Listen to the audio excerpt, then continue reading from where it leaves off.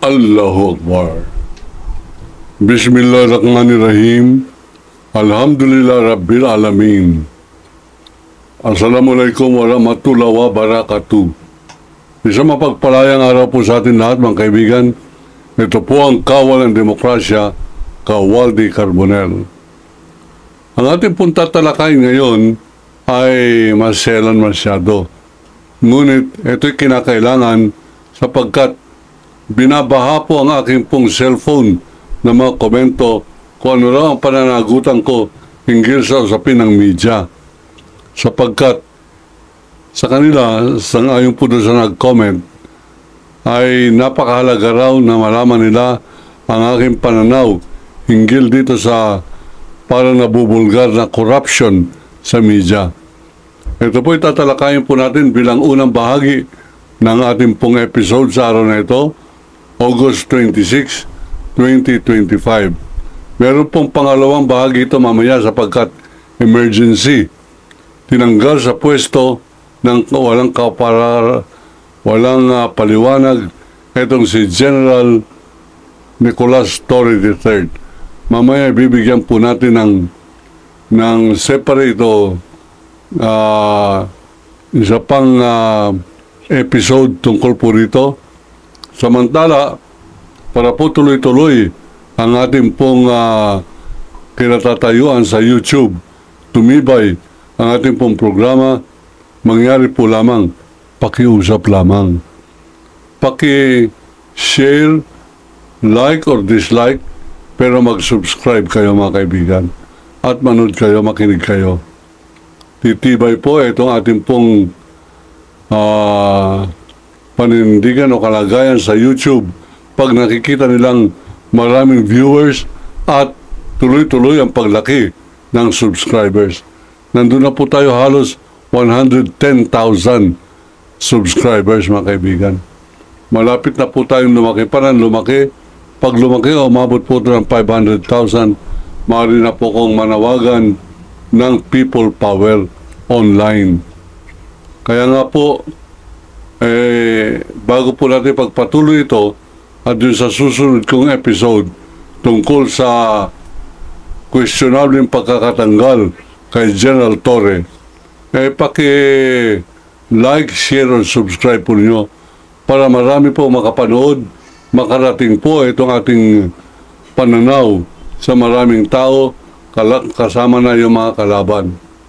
Sapagkat marami po nagpaplano sa atin kung paano papabagsakin ang kawal ng demokrasya either sa maras na paraan o sa pamamagitan po ng pagsabotahe nila sa aking pong YouTube channel. Pero pag marami pong subscriber, mahirapan po silang masubatahe. Ito pong Kawal ng Demokrasya channel po natin. Kaya salamat po sa inyo. Ang ibig sabihin yan, gusto po ninyo ako manatili on the air. At ito po naman ay gagampanan ko sa inyo pong tulong at tuloy-tuloy na pakikinig, pag-subscribe, pagpapakalat nitong mensahe ng Kawal ng Demokrasya.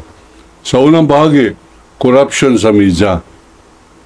Okay, ito po ay nag-ugat doon po sa reaksyon ni Mayor Vico Soto hinggil sa pagka-feature ni Corina Sanchez at ni kasamang Julius Babaw sa yaman nung nakalaban ni Vico Soto. Ito po ay aking pong itinuturing na parang guhit ng tadhana sapagkat ito pong yaman na mga diskaya ay galing po sa nakaw na yaman, galing po yan sa DPWH, galing sa flood control na tuloy-tuloy bumimiktima ng baha yan po sa Rizal, sa Marikina at sa Pasig. Ngayon, ano po ang kasalanan dito? May lumalabas na pinaparatangan o may pasaring si Mayor Vico Soto na di umano nabayaran ng dalawa ng 10 million pesos ng diskaya. I beg to disagree with Mayor Vico Soto. Yung po mga pahayag na ganyan, Mayor, mahirap pong patunayan yan. At on the basis of truth, lumalabas na unfair accusation yan. Sapagkat professional ito si Julius Babaw, professional at mayaman itong si Corina Sanchez. Hindi po lingid sa inyo na napangasawa po nito ay anak ng may-ari ng Araneta Coliseum at Araneta City. Hindi po tayo naniniwala diyan. Bagamat, pag yun po ay nangyari at meron pong talent fee kung tawagin, yung oras na ginugol nila Julius Babaw na magpunta po doon sa mansion ni Diskaya, mag-set up ng kanilang mga camera, mag-drive patungo doon, at i-set up ang mga ilaw, pareho po dito sa aking studio. Abay, it takes time at saka it takes labor. Kaya po, alimbawa, totoo, ano po naman masama noon? Hindi po masama na kumita ang media man. Yung po sa mga nalalaman po natin na kasalanan ng media, ay yung po ba nagpapaupa para manira ng tao? Nagpapaupa para maging vlogger? Nagpapaupa upang maging kasangkapan sa pagsisinungaling sa politika o pagdidefende ng mga smuggler sa customs o mga kriminal, mga kaibigan? Yan po ang ating pong hindi sinasangayunan at binubulgar po natin. Opo, marami po sa media ang ganyan. Opo, meron po akong kilala na isang general nung araw dyan po sa Region 3. Hindi ko nababanggitin ang pangalan. Abay, sabi niya, yung sinasabi mong kaibigan mong kolumnista na lumalabas na pinakamatapang na kolumnista, abay, sabi niya, talo kami dyan. Ako, general, ako ang Regional Director, RD, dito sa Pampanga, Bulacan, buong Region 3, Zambales, Pangasinan. Abay, tinatalo kami ito. Ang binibigay lamang sa akin nung gambling lord dito, ni Bong Pineda, ay mga 5 million isang buwan. Etong kaibigan mo na media man, na sinasabing pinakamatapang na media man, abay, sa kanya pa lamang, hindi pa kasama yung kanya mga kapatid, ay 7 million a month na. Ano po ang ibig sabihin nun?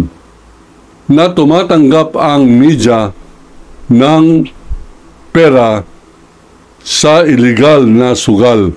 Yan po ang huweteng. At tumatanggap ang pera sa maling pamamaraan sapagkat lumalabas na ito ay suhol, mga kaibigan.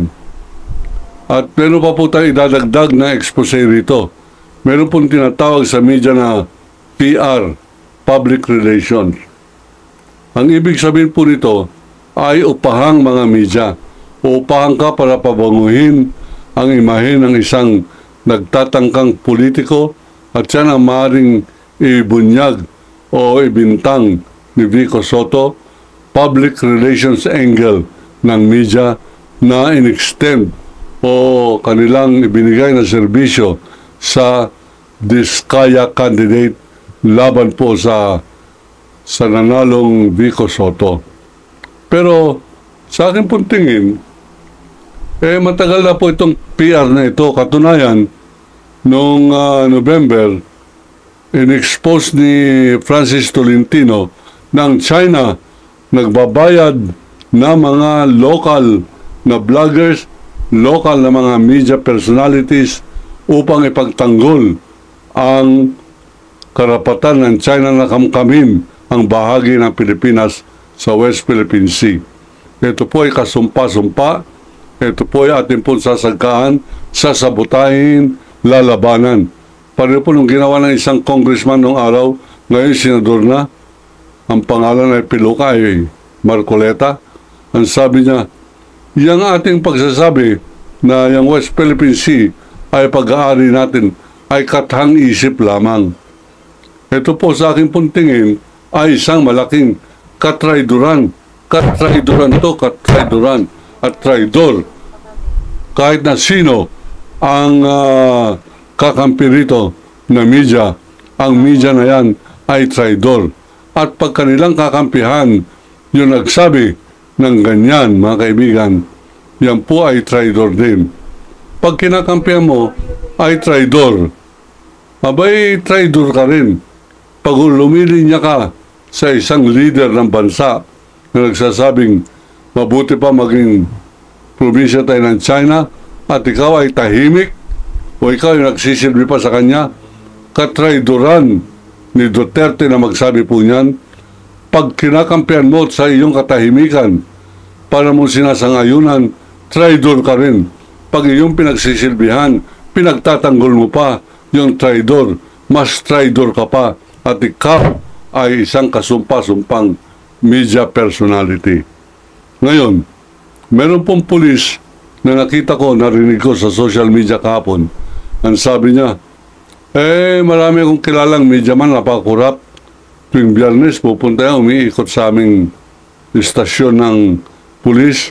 Ako ang nag-aabot 500 pesos bawat isang reporter ng tabloid pag bumisita po sa amin. Alam ko na po yan, matagal na. Ang tawag po sa sirkulo niyan, sa National Press Club, ang tawag dyan ay homo-orbit. Ibig sabihin, umiikot. Umiikot ka at nangongolekta ka nung pang-Biyernes na pang-weekend ng media. Yan po ay corruption. Yan ay nakakababa ng antas ng pagiging media man. Pero hindi po natin nasisisi sapagkat karamihan po niyan, inaaboso rin ng publisher. Binibigyan lamang halimbawa 5,000 piso isang buwan. Paano mabubuhay yan? Oo-orbit siya. Pag umikot po siya sa police station, at ang police station, sapagkat sila po ay sentro ng corruption, maraming pera yan galing sa mga illegal na sources, leading of which is the source of illegal gambling, mga saklaan, wedding, at kung ano-ano pa. Abay, tawag po nila dyan ay dirty money. Siguro, sa kagutuman din ng media, pare-pareho na yan, money pa rin yan, dirty or smiling, o sad o bloody money, money pa rin yan. Yan po, sa akin pong pagiging professor ng journalism, ang buod ng aking pong tinuturo, na pag ikaw ay journalist, dapat natatangi ang iyong pagkatao, na hindi masama na ikaw kumita. Hindi po masama yan. Pero wag kang kikita sa malaking pamaraan sapagkat ang tingin nila ang isang kapakinabangan ng media ay kung paano ka kumikita sa tamang pamamaraan sa pamamagitan ng iyong kredibilidad. Yung kredibilidad, matagal mong pinapandayan sa bawat namumutawing salita sa iyong mga labi, sa bawat prinsipyo na pinakikipaglaban mo, nalalaman nila ang iyong pagkatao. Kapareho ko po. Ako po ay basang-basa na ng mga tagapakinig at ako po ay natutuwa sapagkat ang inyong mga comment ay 99% positive. Bueno, meron pong isang negative para masabi ko po sa inyo, masiguro ko sa inyo na lahat ng comment sa ating pong programa, binabasa ko, pati negative, ay babasahin ko rin. Ito po ang sabi niya, alam ko, nakikinig siya ngayon. Tumingin ka mabuti sa akin. Ang kanyang issue sa akin, sabi niya, ang yabang na matandang yan. Para po bang nayayabangan siya sapagkat meron akong Chris at sinasabi kong ako'y lalaban pag ako ay inambush? Hindi po ako nagsisinungaling. Hindi ako nagyayabang. Talaga pong malas yung mag-aambus sa akin sapagkat medyo mabilis pa po tayong pumutok at medyo asintado po tayo ng konti, lalo pagka mga 5 meters lamang ang layo, ganyan po naman ang pag-ambus. Nung pinatay si Percy Lapid, o nga pala papagpatuloy po natin ang paghahangad ng katarungan para kay Kap Percy Lapid. Ang distansya ng pumatay ay 1 foot away. Halos idikit niya yung 45 caliber doon po sa windshield na katapat ng ulo ni kasamang Percy at pinaputukan. Mga kaibigan, tayo po ay hindi po halos tumatalikod at hindi po tayo tumatagilid. Parati pong malikot ang ating pong mata at kung gusto subukan ito nag-detect sa akin ang aking bilis. Abay, kung sinasabi matanda, subukan mo. Subukan mo. Ang sabi niya, isang sampal ko lang dyan kay Carbonell, tulog yan. Dyan na nga nag-umpisa yung aming drone ni Duterte nung sinabi niyang paalisin si Carbonell sa Davao. Kung hindi, sasampal-sampalin ko yan. Ang sabi ko sa mahinahon na pananalita, payuhan niyo si Mayor, huwag niyang gagawin yan. Sapagkat pag sinampal niya ako, sasampalin ko rin siya. At doon na po tayo hinamon ng barilan. Umatras naman po tayo at atin pong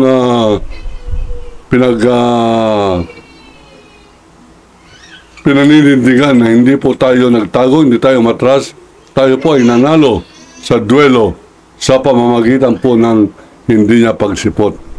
Victory by default, ika nga. Ngayon, babalik po tayo sa corruption sa media. Opo, marami pong media nagpapabayad. Opo, may mga media na pinagtatanggol ang mga drug lord ko minsan. Pinagtatanggol nila yung mga tiwaling alkalde, tiwaling mga opisyal ng military dahil sa corruption o kabayaran ng kanilang kredibilidad. Pag ang iyong kredibilidad, ang iyong pagkatao, at ito ay pinapagbili mo, pinapahiram mo upang magamit ang iyong kredibilidad sa pagtatanggol ng kasamaan o ng kamalian, yan ay mali, yan ay kasumpa-sumpa, yan ay kapareho ka na rin na nagkukumit ng krimen. Ika nga ni Edmund Burke, if there is a wrong being done within your presence and you keep silent, you are practically giving consent to the commission of the wrong being done.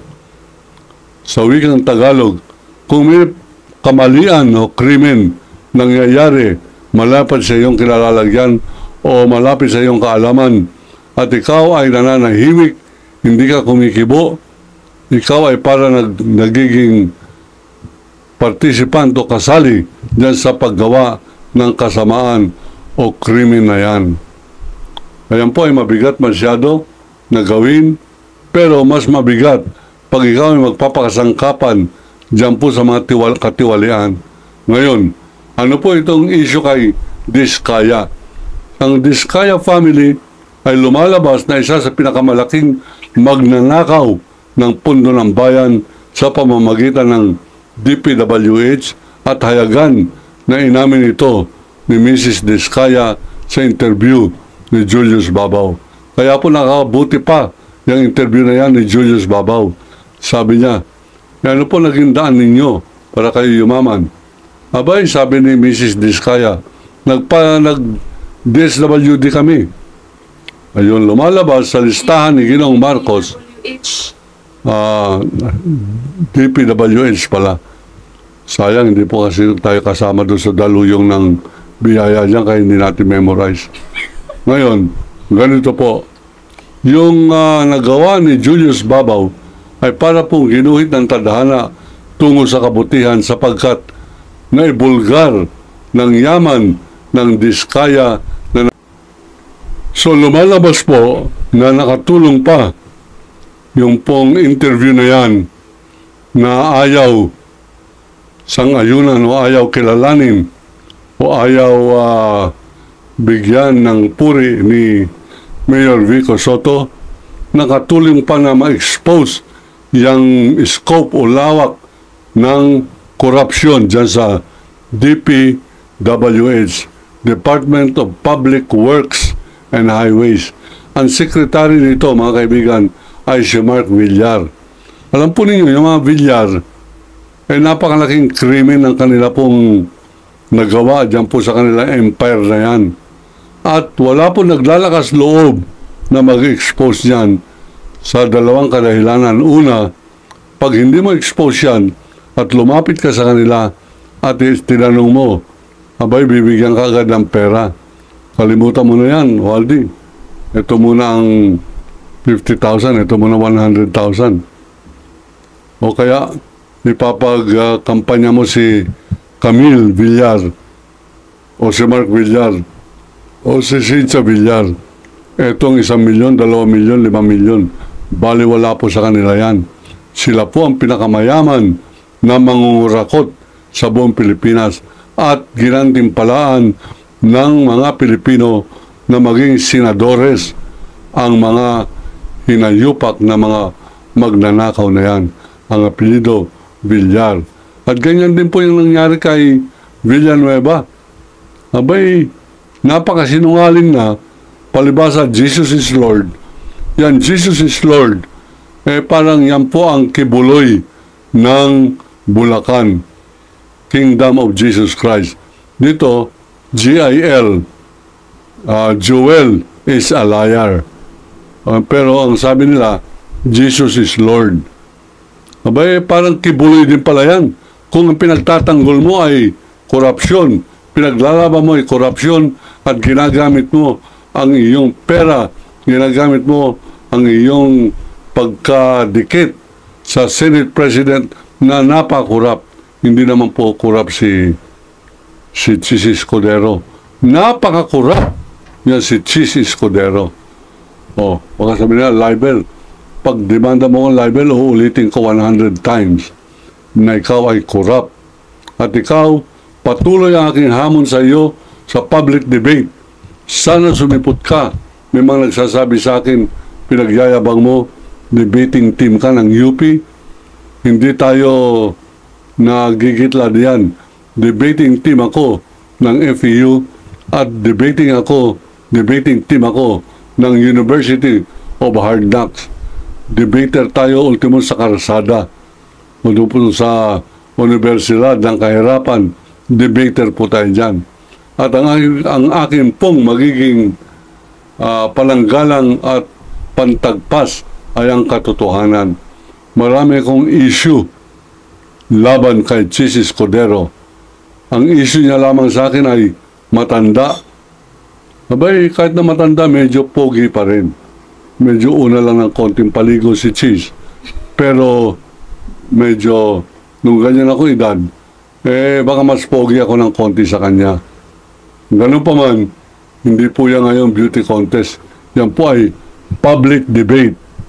At hinamon ko ang Senate President sa usapin ng pag-dismiss ng impeachment proceedings laban sa pananagutan or accountability issue ng pananagutan. Yan po ang pagdidebatihan namin. Sana sumipot ka, Chis Escudero. Sumipot ka, Chis Escudero. Kung hindi, pangunahan ko ang taong bayan na buwagin ang Senado. At believe you me, I have reasons to lead the people in dissolving or causing the dissolution of the Senate.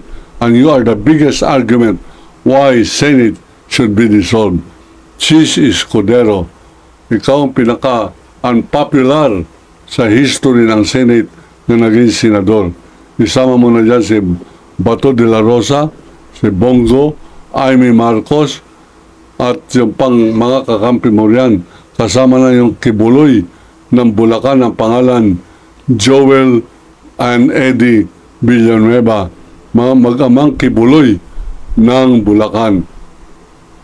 Joel Kibuloy Villanueva, Eddie Kibuloy Villanueva, mga kaibigan. Yung pong media corruption ay atin pong naiintindihan.